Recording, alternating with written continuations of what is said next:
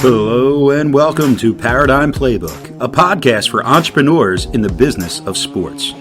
Your hosts, Dave Kozak and Steve Cook, are business owners, successful entrepreneurs, sports enthusiasts, avid readers, and longtime friends. For years, they've read every business book on the market and built successful companies with what they've learned. This podcast will give you the critical takeaways in just 15 minutes a week.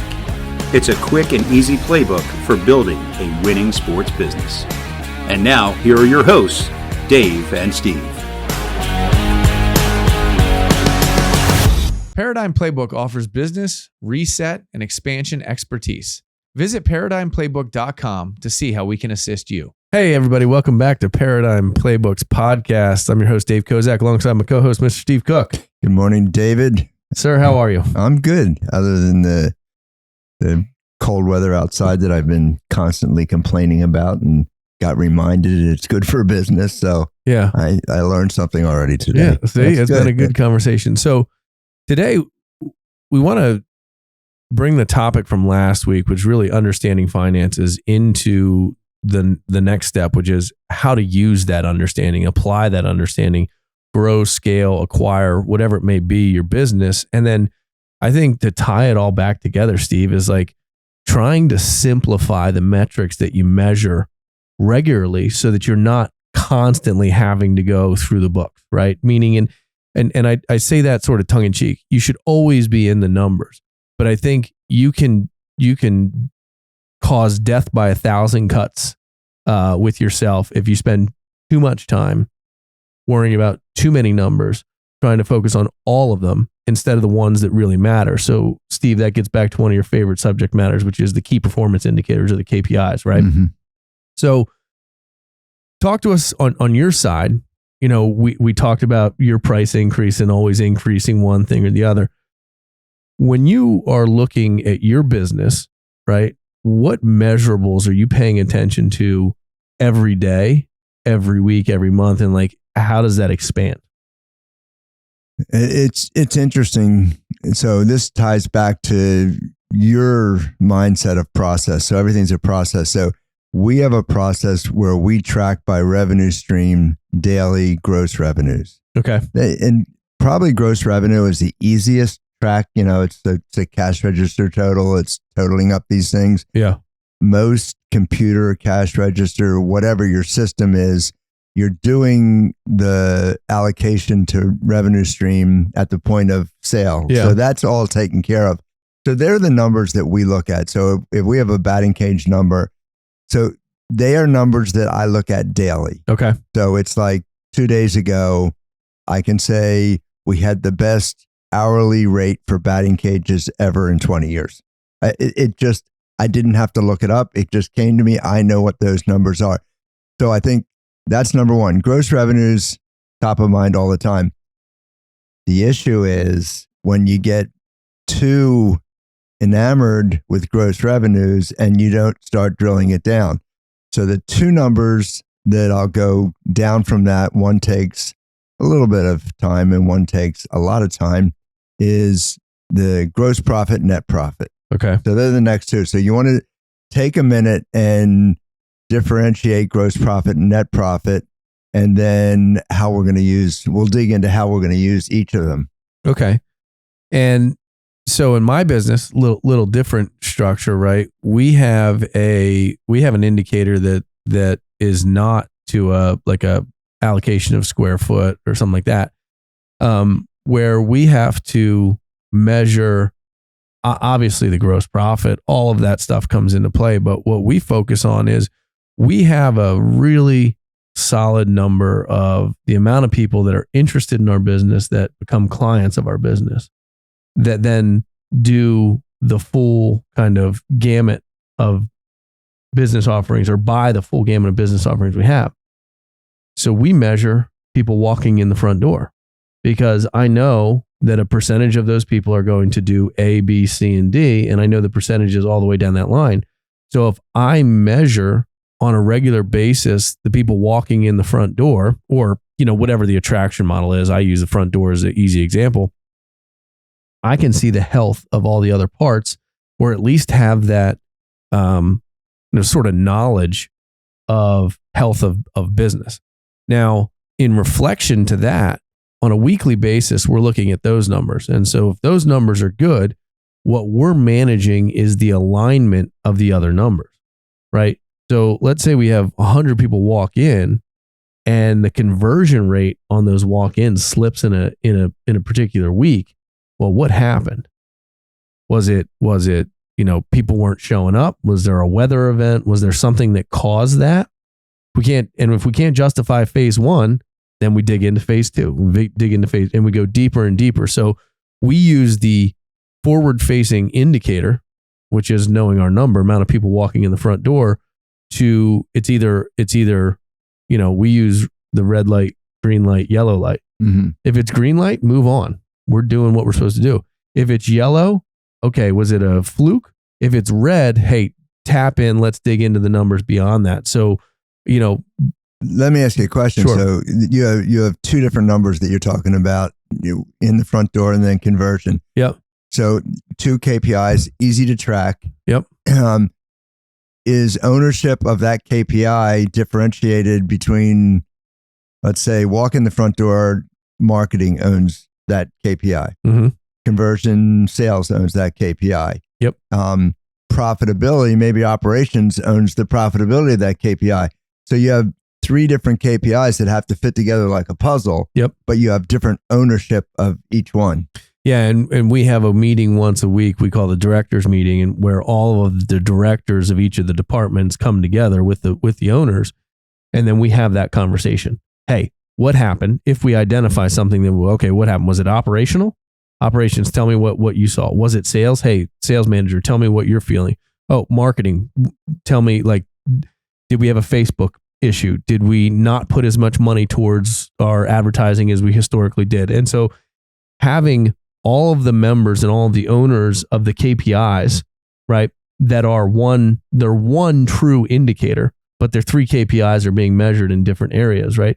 To me, what I never want is whisper down the lane. Mm-hmm. I never want one person saying this didn't work and then it gets to the next. And so we try and address that head on every week. And some weeks that director's call is 10 minutes. All systems are working fine. No projects on the horizon that need to be addressed. And sometimes that meeting can be the better part of 90 minutes. And it's a structured meeting, right? But, I'm sort of one of these, if it's not broke, don't fix it. At the same time, consistently consider innovation. We do a lot of split testing with all of our stuff. If we have a process that we do one way and we want to change the process, let's test it. Let's walk through it before we do it. So, and these all tie back to we do a lot of forecasting, Steve, which I think is a big deal too in this, because if I'm forecasting based on the numbers as they exist today, and our numbers start slipping, well, then my forecasting is off. And if my forecasting is off, I'd rather know it right now than get there, not hit the forecast and be going, well, what happened? Yeah, and I would love to say that in the sports world, there's a lot of forecasting that goes on, but I don't think there is. And that's a personal thing, but I think we could do more of it. We tend hold on, I want to hit that. Okay, but let me explain why we don't do. So we build a process that has a cost to it, and then the goal is to constantly fill to max. So you can't build a hotel with 2 rooms, and then when 2 fill up, you build a 3rd room. Yeah, you build 50 rooms, and then you work towards capacity. It's kind of how the sports business works. You're building to a certain capacity, and then you're always trying to fill it. Now, my friend Jeff Metzger, who runs a boot camp for gymnastic club owners, he puts KPIs in the hands of what he calls DLs, department leads, and every program has a department lead, and they're responsible for 2 numbers: the incoming number for that department, 3 numbers: incoming number, the cost number that is specific to that, so that's not overhead, and then retention. So those 3 numbers are KPIs that are done. So if you're running the Ninja program, it's how many customers do you bring in, how many do you keep, and what's it cost specific to what you're doing. So we're not considering the heat and light and rent and all that stuff in. That comes in later. So that's where I think we determine at that department level the gross profit. So what would you not put in the gross profit? How do you categorize gross profit? I mean, I think gross receipts, gross profit, I think is, I don't know. This is sort of what comes into last meeting, is understanding that gross profit number. I guess if you're running a class-based business, you have to leave, and you're trying to measure that particular group or cohort of, that class even. You have to allocate some cost to. Well, the cost that I would put to that go towards it are the teacher, coaches, trainers. That is specific to that. It's an hourly thing. You know how much you're putting into that. Any equipment that is specific to that program. So I'm not going to charge the dance program with the cost of buying baseball bats. Bats go to baseball. Yeah. Ballet bars go to dance. So, but heat and electric, everybody's got to take a piece of that. So I wait and take that out at the net profit level. So I'm not taking out the overhead costs and management, admin, all that stuff is going to come out at a second level. Yeah, and I think you should have some like general hourly cost for rent, heat, spatial cost, right? Not specific cost, but spatial cost. Like it costs to have this facility open, have it insured, have it heated, have it lit, costs X dollars per day. So let's say it costs you $500,000 to run the facility, and you're using 20% of the space. Do you take 20% of that and apply it to that program? Are you taking 20% of the space every single day? No. So no, the way I look at it is you have to go to an hourly cost and then multiply it by the number of hours you have. So like, let's say that $500,000 divided by 365 divided by 24 hour or 10 hour. Let's say you're open from 10 to 10. It's a 12 hour. Then divide that by 12, and you have your hourly cost for the standard stuff. So the hourly costs, the hours that you're allocated, or the hours that you use? Hours that you. I think it has to be the hours that you use. Although allocation is probably better, right? Because then the target is there at max capacity, right? And so if you're constantly striving for max capacity, then it would be the hours allocated. So I guess my challenge with that, if I go to my hotel example, who's responsible for the unoccupied rooms? Where does that come in? And I know on a grand scale, it comes in on a piece of everybody. But if you've got a 30,000 square foot facility and you're only using 22,000 of it, then is the other 8,000 divvied up, or does that come in under net profit? Then you allocate the other 8,000 costs that weren't actually allocated. Yeah, I think I'll use. Let me see if I can make this correlation. But in the insurance world, in property casualty insurance specifically, we have what's called a retention rate. And so your retention rate is 90. That means your business is losing 10% of its value every single year. So you have to replace that 10% before you get to any growth metric. So if you want to grow, let's say you need 5% growth, you actually have to create 15% growth to get 5 because you're losing 10. So in terms of, we'll call it the sunk cost of just having the facility and having dead time and dead space, I think that is a net on the entirety of the business. So I don't think that can be that. I don't think you should allocate that directly to a particular, subset, unless that subset is failing to meet its expectation of total people. right? If you lay out a program that has capacity for 30,000 square feet of space use and you only bring, the equivalent of 10,000 of space use into that, then it's in there, right? It's in that cohort. Yeah. The way we do it is allocate. So we take all the overheads and allocate it by square foot per hour used. So that's how we're taking it. So that way, if it's not allocated to somebody else's, then we all share it. So if we have a parents' waiting room, okay, it's not income producing. So that square foot cost, everybody's going to pay a little piece of that to their bottom line. And it's just a matter of whether that's gross profit or net profit. I think, to me, it's easier putting that in net profit because the department leads can't grow or control that piece of it.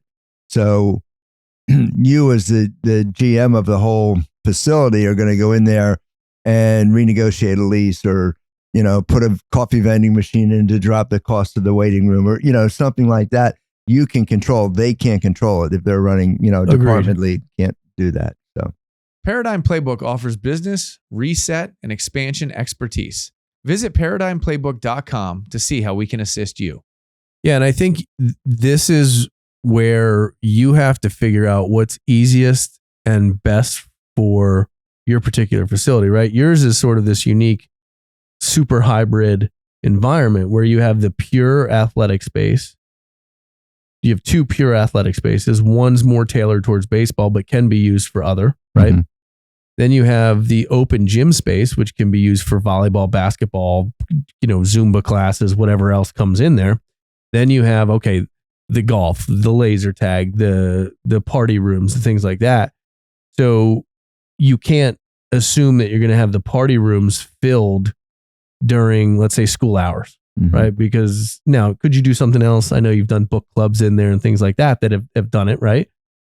But you can't allocate the use of that space. It has to be divided over the amount of opportunities you have to do those parties. You have certain things you have more opportunity to change. So, I go this idea of convertible space in every new facility I work with. So I want this flex space in everywhere. So today it's ninja, tomorrow it's ballet, on Friday it's cheerleading. So I like that because it gives you more flexibility.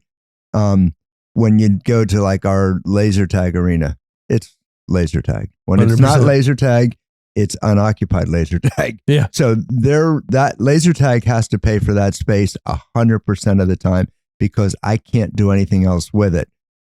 Our arcade is the same thing. It's 4,000 square feet of arcade. Yep. Can't be anything else. Nope. So, I think the KPIs that. Let me just hit that for a second because go ahead. I think to tie it back to pricing and knowing your numbers, right? That laser tag space, let's say you can only fill typically, let's say it's 2 games a night during the week and, 15 games on Saturday and 15 games on Sunday and 5-6 games on Friday. Well, you have a certain ROI per square foot that you're looking for. Well, that then determines, the amount of opportunities you have determines the pricing that you have to hit the square foot KPI or the square foot price per square foot return you're looking for. And so now you've just sort of built all the parameters to help you back into what you need to charge for that, but then at the same time measure the KPI towards the goal that you laid out. Which I agree with that 100%. I think there's other KPIs within every space or department. So if you want to go laser tag, which is probably a little strange to a lot of our listeners, but it's a good income stream for us. And it's fun. Yeah. So we have games played. So it takes 12 minutes to play a game, 15 minutes allocated for every game. So it's the number of games played. We have 22 slots for players. So the capacity per game is 22. So these are all KPIs. So you can say your average player per game is a KPI that you want to watch. It's something you can play. There's also a price variation. So we do laser tag for walk-in, for party, for multiple games. So if you're charging $8 a game for laser tag, but you sell 2 games at 15, and at the end of the month you're averaging 7.4 cents per. So you're selling more discounted games than you are. So I think the net revenues coming in per head, and in the hotel business, it's heads and beds. That's what they're tracking, heads and beds all the time. And if giving away a free breakfast puts more heads in beds. So to connect it to our business, I'm getting to a point here. Seriously, I am. There's a point here. So the most influential person in filling laser tag is our person that sells birthday parties. So selling birthday parties and pricing birthday parties tells you how many kids are coming to that party, which tells you how many heads are going to be in the laser tag game. So we have this thing where, and baseball is very much connected. So the number one driver of our, and we don't have a food service anymore, but we sell Gatorade and water bottles and things like that. The driver to that above everything else is the temperature and the use of the batting cages. Batting cages create thirst, so that's it. But if you get too departmentalized and you're tracking your KPIs for baseball private lessons, and you say baseball private lessons are in the dumpster, that we're not getting any in, but how much are those baseball lessons driving batting cage use? Yeah. So how much are your gymnastic lessons driving open gym attendance?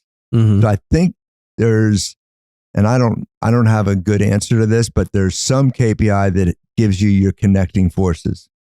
Yeah, and like if just to give an idea of how granular you can get and what to watch out for, as you're talking about all this, I'm going, man, if you could measure people walking in the door and know how many people walk through the threshold on a given day, and then how many activities are taking place after they walk through. So let's say you get, 400 people in the door, but for every 400, 100 are parents that don't do anything. And, there's one kid that does all these things. Like you could really get granular on use of space and what performs. But I think you get so lost in the weeds in that you basically analysis paralysis. You'd be analyzing all these things that you could not possibly fulfill any change to make it better. Right. So you got to be careful at the same time. Like the numbers can be very distracting, especially if you're measuring the wrong ones. I'll tell a quick story. I was consulting with a very large sports facility in northern New Jersey. They had taken over some like a Home Depot distribution center or something like, a huge facility. It was like 75,000 square feet. And the only KPI they tracked, and this was new to me, is the number of people that came in the door and everything else. So they calculated everything else off of that, but it was the number of people. And so if you're in marketing, if you're in sales, it's just get them in the door. I don't care what you have to do. And they knew that everybody that walks in that door will drop a $10 bill. And that's all they cared about. I'm getting your $10. And they get in there. So if it's a $5 dance class and a $5 Gatorade, $10 does the trick. That gets to them $10. So if you're marketing, it's just how do you get them in the door? So it does change your marketing approach. So no longer are you going to focus on if you come here, I'm going to improve your chances of becoming a star athlete and getting a college scholarship. Doesn't matter. I just want your $10. It sounds kind of cold, but there's a sense to measuring it that way. It's no different than the dollar store. You think about it. If you know how many people walk in a given year, and you know how much money you made in a given year, if you up the number of people, there's your average person walks in the door, they spend X amount of dollars. If you know they spend $10 and you can get 200 additional people to walk in the door, you're increasing the bottom line based on usage. There's and this sort of all goes, it's this constant numbers to sales to marketing to numbers to sales to marketing to space usage to utilization to filling the roles. Steve, as we're talking here, and I know Steve's business intimately, and I know the structure of the facility. And let's say, your highest, return on square foot when fully at full capacity. Let's say it's laser tag, just for concept here. If you get people that are coming in droves to the batting cage, right? And that's the unique proposition you have, because there aren't any coin operated batting machines elsewhere. And you put a sign facing the batting cages as you're walking out. It says, "Hey, you got your swings in? You are come to the front counter. If you bought a 10-pack, we'll give you 50% off a laser tag." Right? And all of a sudden, you see this influx of laser tag people. You're selling at 50%, but it's new business you would never had otherwise. How like strategic can you get inside your own building to promote other parts of the building to drive it? And then you're coming out of laser tag and it says, "Hey, don't stop here. Mini golf's right around the corner." And can you sort of create that customer journey to a higher revenue? So if you're in operations, that's it. So at the Rexplex that I talked about, the operations people is to keep you in the building. Yeah. So the marketing gets you in the building. Then this operations. So not to give away all our secrets, but we do a little bit of that. You play our mini golf, and if you get a hole in one on the last hole, you win a free game.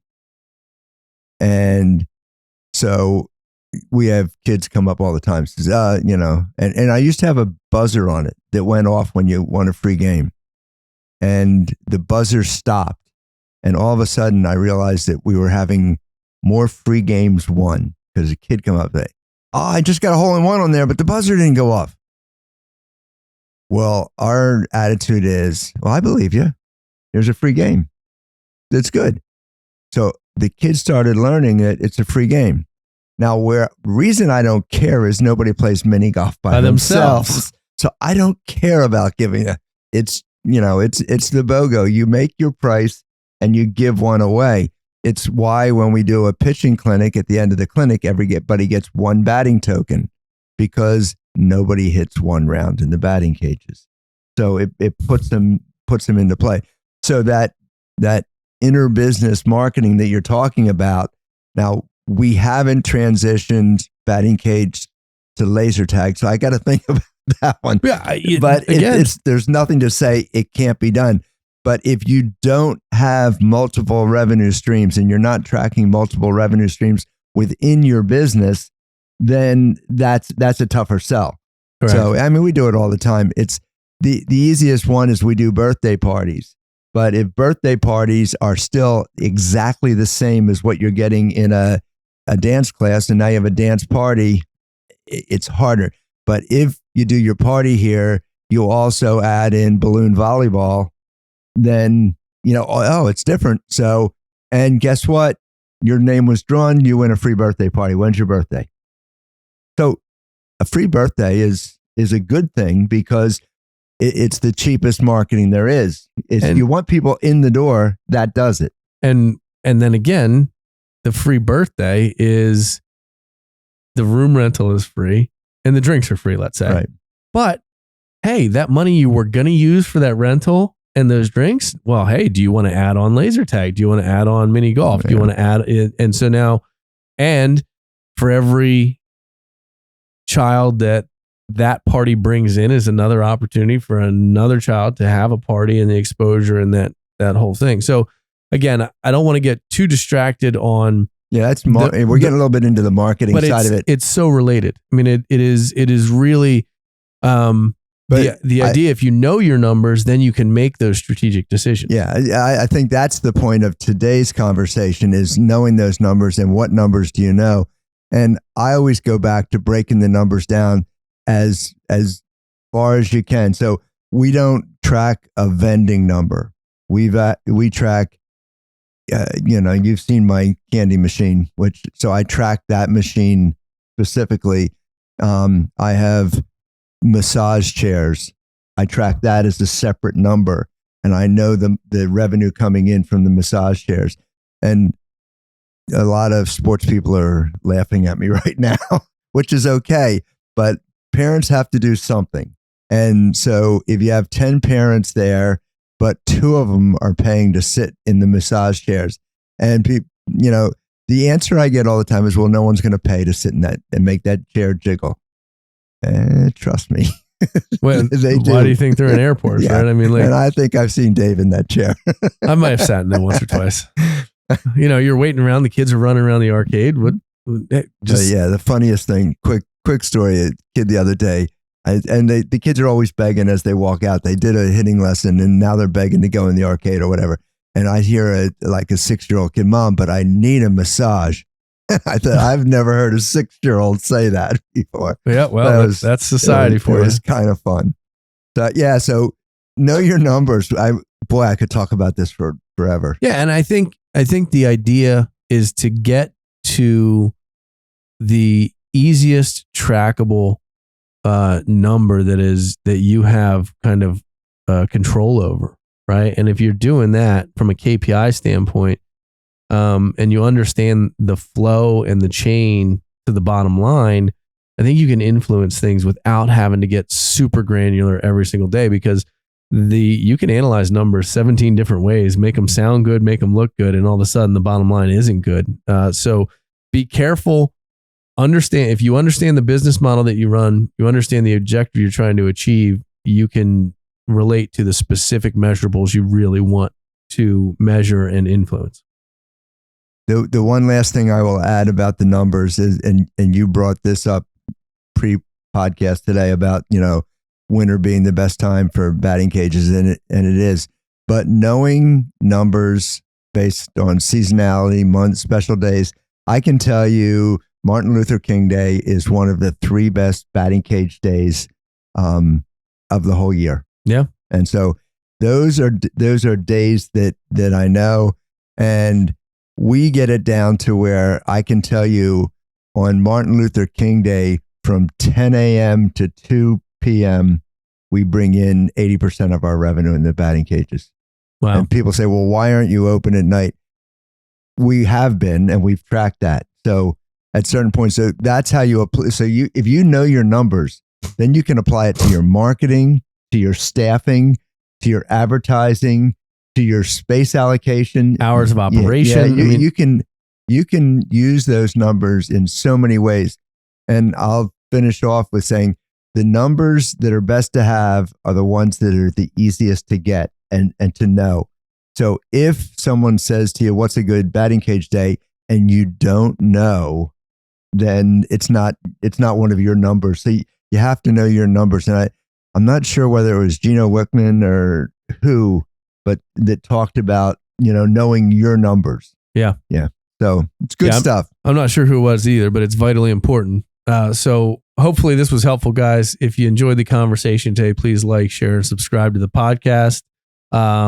And stay tuned for more episodes as we delve further into sort of the entrepreneurial world and how to run a business, as well as interviewing business owners across the country that are in the trenches with us. So that's Paradigm Playbook's podcast. Everybody, make it a great day. Are you ready to learn and discover new ideas? We want to hear from you. Share your questions, thoughts, and ideas for the Paradigm Playbook podcast. We value your input and want to create episodes that match your interests. Leave a comment or send us an email at playbook@paradigmplaybook.com.